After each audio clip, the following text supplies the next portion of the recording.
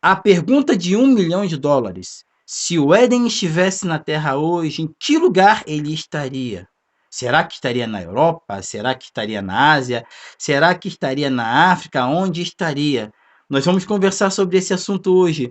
Mas se você é inscrito no meu canal, dá teu like, compartilha o vídeo, acione o sino das notificações para que quando eu postar os próximos vídeos você seja notificado. E se você ainda não é inscrito no meu canal, dá uma força, se inscreve, vamos fortalecer a nossa amizade, tá?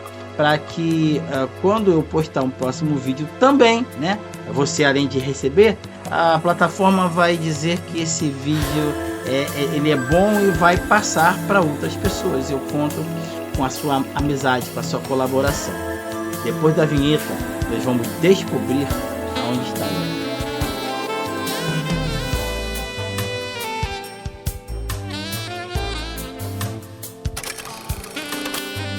Amigos, uma coisa é certa. Existe um consenso entre os teólogos de que o Éden não está na Terra há muito, desde a época do dilúvio, antes do dilúvio, porque se o Éden estivesse na Terra, ele seria submergido com as águas do dilúvio. Então todos acreditam que aqui ele não está e que ele foi transladado para o céu. Esse é o primeiro ponto. O problema é que muitas pessoas estão tentando encontrar o Éden numa terra, numa geografia que é impossível de você ter essa certeza. Por quê? Como eu falei em alguns vídeos anteriores, a crosta terrestre foi totalmente devastada com a água do dilúvio que veio de baixo e veio de cima. Para que você tenha uma ideia, a Pangeia, que era um continente único, ficou totalmente destruído com as águas do dilúvio. Então é impossível geograficamente se procurar se achar o Éden. Não tem como, né? Hoje os continentes estão quebrados, né? E existe algumas inconsistências. Quando a gente dá uma olhada no relato do Gênesis em relação ao Éden, ele diz que havia um rio que saía do Éden e ele tinha 4 braços: o Gion, Pison, o Tigre e o Eufrates. O problema é que esses 2 rios de fato são encontrados hoje. Eles estão ali mais ou menos na região do Iraque, né? Só que o grande problema é que esses 2 rios, além de tudo, está faltando o Gion e o Pison. E esse rio grande, da onde sairiam esses 4 braços, ele não está subindo, ele está descendo, ele está indo para o mar. E sem contar que o texto bíblico diz que o rio Eufrates ele está passando em frente à Síria, no atual Iraque. Só que na verdade ele hoje passa dentro. Então, como a geografia foi totalmente destruída, a crosta terrestre foi totalmente destruída, geograficamente é impossível você encontrar o Éden nesse lugar. Aí algumas pessoas, mas tem o Tigre e o Eufrates. Acontece, queridos, que acredita-se que quando houve o dilúvio e que Noé e seus descendentes saíram da arca, eles desceram no Monte Ararat, que atualmente fica ali na região da Turquia, da Armênia, mais ou menos ali. E quando eles desceram para o Oriente Médio, né, os descendentes de Noé. E é possível que nas memórias contadas do rio do Éden, aquela coisa, eles deram um nome àqueles rios, né? Rebatizaram aqueles rios que estavam ali. E então entende-se que não são o rio Tigre e o Eufrates, que a Bíblia conta lá no Éden, né? Mas como é que nós vamos entender esse texto? Queridos, Lawrence Steiger, que foi um arqueólogo britânico e um renomado professor da Universidade de Harvard, ele tem uma teoria interessante, não só ele, outras pessoas também têm, de que, de fato, o Éden ficava aonde é a atual Jerusalém, seria um lugar que marca. Eu gostaria de provar isso biblicamente para vocês. Se vocês abrirem a Bíblia no livro de Daniel, no capítulo 28, quando ele fala do rei de Tiro, e ali dentro das entrelinhas ele fala sobre Satanás, ele diz que Lúcifer estava no jardim de Deus, né? E que entre as pedras. Então nós entendemos que o texto diz que no céu havia um Éden. E ele diz que ele havia sido expulso do santo monte de Deus. Interessante, amigos, é que todas as vezes que a Bíblia fala do santo monte de Deus, ele está falando do seu santuário. E o santuário, assim como havia um santuário no céu, havia um santuário na terra, em Jerusalém. Isso aí, basicamente, concordam-se todos os teólogos.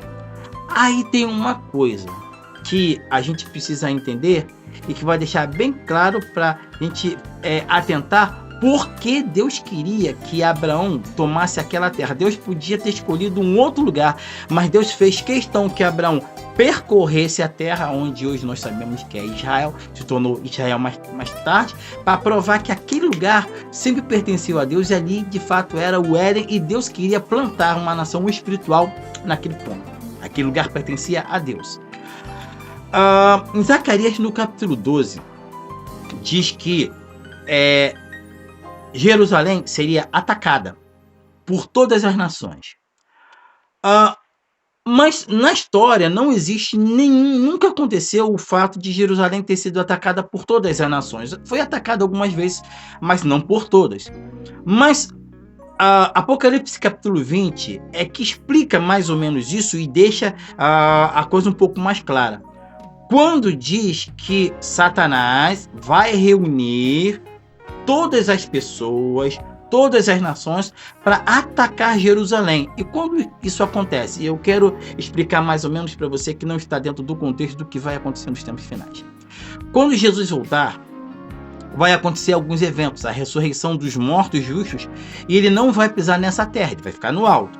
Então nós seremos arrebatados com ele e passaremos com ele no céu 1000 anos. A palavra de Deus fala em Apocalipse no capítulo 20 que a nova Jerusalém vai descer do céu, né? O Éden restaurado vai descer. E aí sim, Zacarias capítulo 14 explica que os pés do Messias vai descer no Monte das Oliveiras. E quando isso acontecer, o monte vai ser fendido. Eu até gostaria de ler esse texto para você, tá? Em Zacarias, no capítulo 14. E ele diz assim, ó: então sairá o Senhor e pelejará contra essas nações, como pelejou no dia da batalha. Naquele dia estarão os seus pés sobre o Monte das Oliveiras, que está de frente de Jerusalém para o Oriente. O Monte das Oliveiras será fendido pelo meio para o Oriente e para o Ocidente. E haverá um vale muito grande. Metade do monte se apartará para o norte e a outra metade para o sul. Ou seja, o que ele está querendo dizer aqui é que o Monte das Oliveiras vai fender ali, que ele fica de frente aonde fica o templo, de frente de Jerusalém, ali conhecido como Monte Moriá, ou Monte Sião, que é o monte de Deus na terra, o santuário de Deus na terra. A cidade de Deus vai descer exatamente ali. E quando a cidade desce naquele lugar aonde a gente entende que ficava exatamente o paraíso, né? Vai haver um julgamento. Aquele vale é chamado de Vale de Cedron ou Vale de Josafá, que quer dizer o vale que o Senhor julga. Olha como as coisas se encaixam de forma perfeita. Então, o que nós entendemos que vai acontecer é que Jerusalém, o santuário paraíso de Deus, o Éden, que na verdade Éden era uma região, né, onde foi plantada um jardim, e esse jardim era a casa de Adão e Eva e também o santuário de Deus. Assim como no céu há um original Monte Sião, aquele lugar ali é o Monte Sião, é onde vai descer novamente o Éden de Deus, a cidade de Deus vai ser reimplantada ali, o paraíso de Deus. Agora, queridos, é isso que nos chama bem a atenção.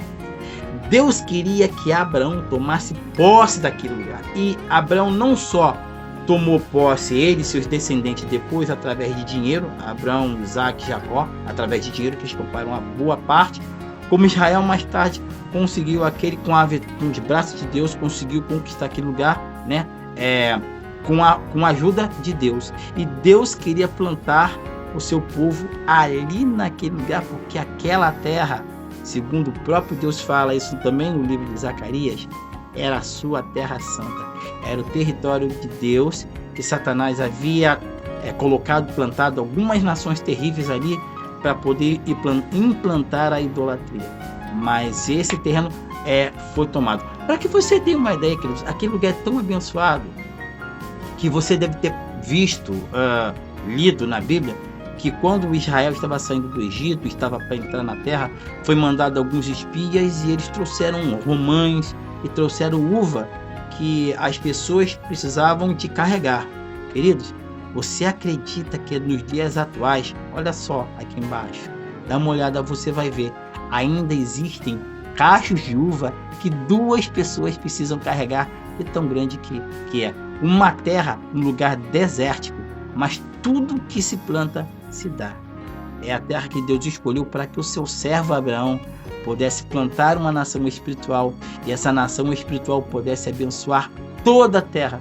Isso inclui, querido, a mim e a você. Que as bênçãos do Altíssimo, que as bênçãos que foram dadas a Abraão possam atingir a você e a sua família, e que o nosso coração possa estar esperançoso, porque brevemente a grande Jerusalém do céu será minha e será sua. Que Deus te abençoe.